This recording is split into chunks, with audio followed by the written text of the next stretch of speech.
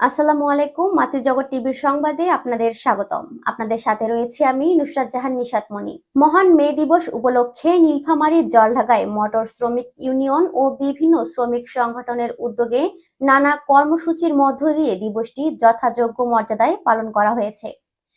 সকাল থেকে পতাকা উত্তোলন, র্যালি ও পুষ্পমাল্য অর্পণের মধ্য দিয়ে শ্রমিকদের অধিকার ও ঐক্যের বার্তা তুলে ধরা হয়। এতে বিভিন্ন শ্রমিক সংগঠনের নেতাকর্মীদের পাশাপাশি স্থায়ী প্রশাসন ও রাজনৈতিক নেতারাও অংশ নেন।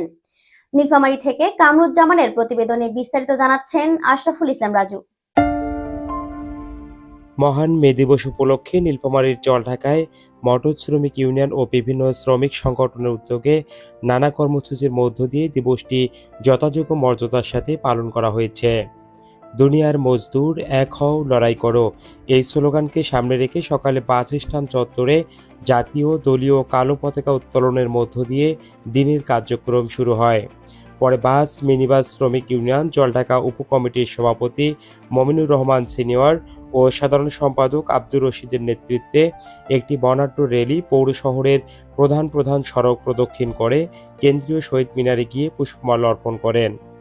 র্যালিতে বাস, মিনিবাস, মাইক্রোবাস ও ট্রাক শ্রমিক ইউনিয়ন সহ বিভিন্ন শ্রমিক সংগঠনের নেতাকর্মীরা অংশ নেন।